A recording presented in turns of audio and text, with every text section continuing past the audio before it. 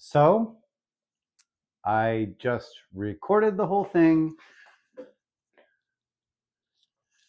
And yes, the microphone was off.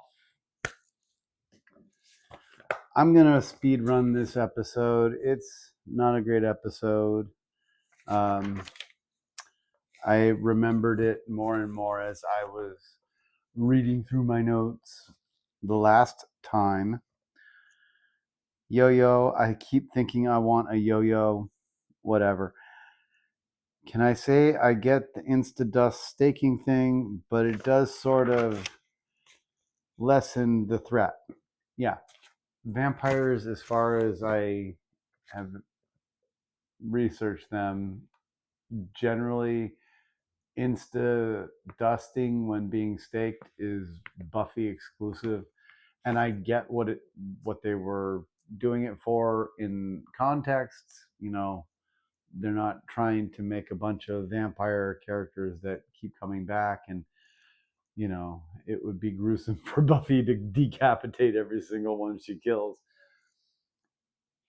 But yeah, it also causes paradoxical problems on the other end of things with characters that end up being too popular and they have to be brought back. Anyway, oh, the Frankenstein kids. I remember this one now. Sorry if you like this episode, but it's forgettable eminently.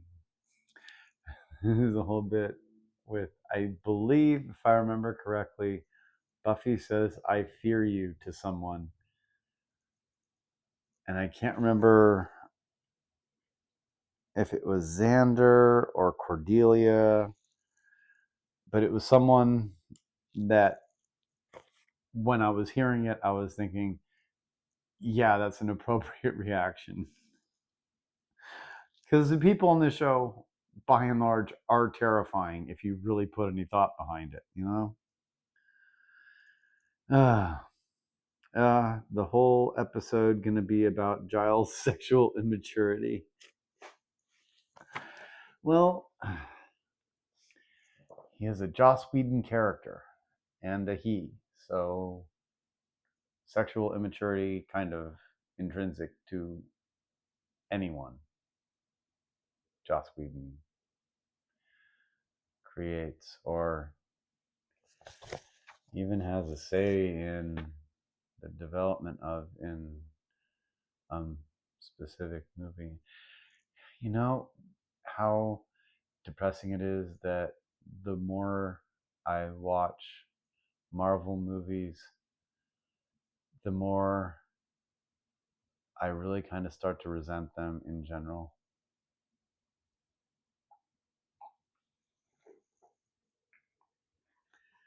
I want magic. I want superheroes. I want all that kind of stuff. Period. Superman, probably the best movie ever made, the 2025 version. Fuck you, Gene Hackman and Christopher Reeve fans. Willow is clearly already a witch, just not aware of it. Like that one marauder who thinks he's just a researcher, except on his ancient culture's holy days.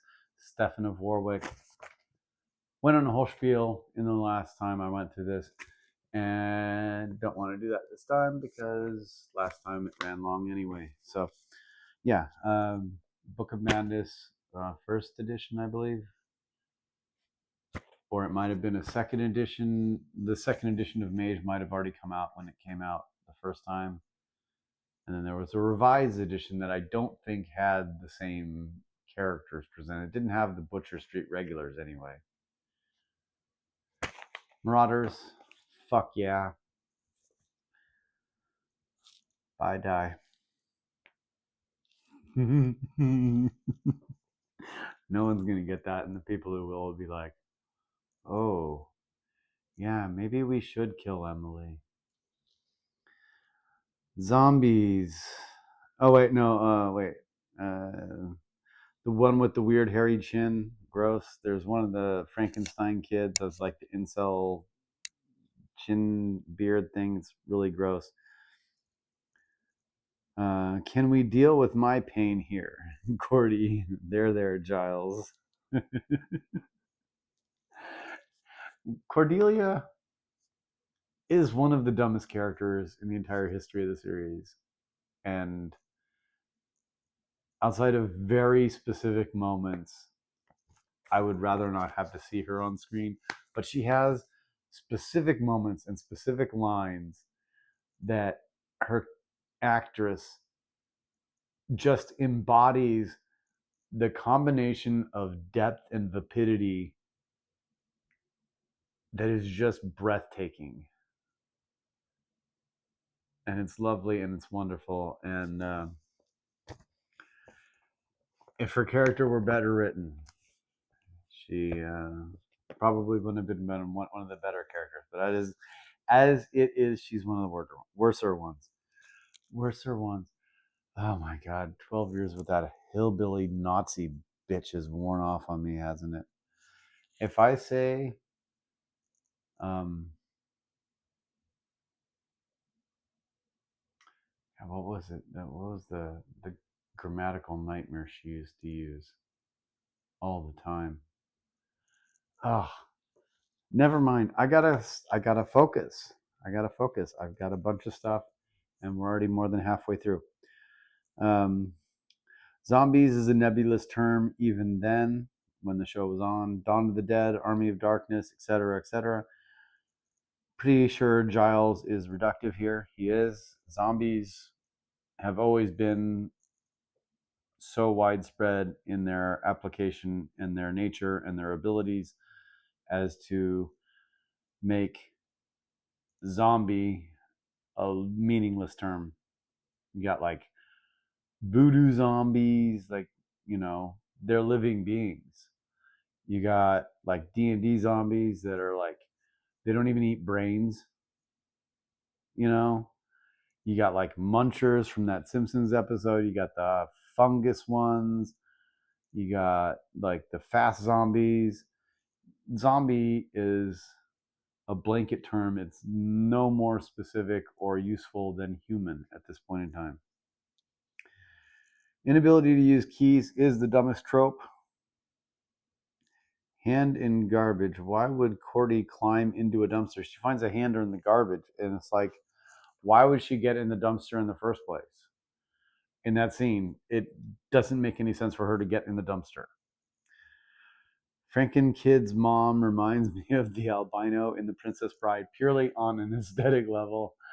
The character is essentially a mindless thing, not a person at all.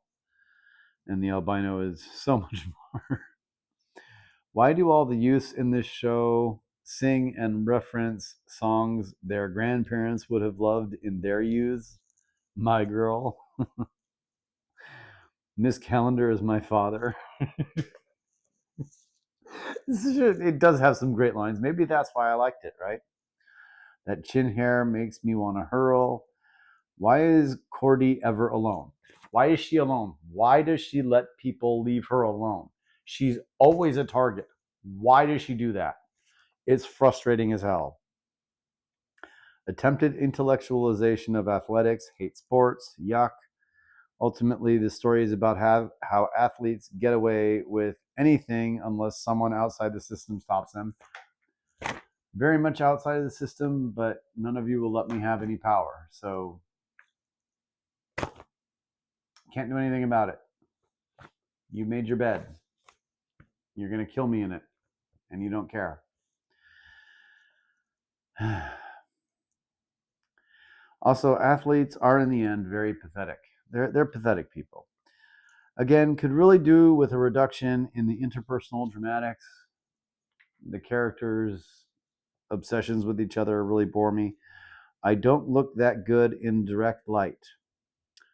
All women are of value insofar as they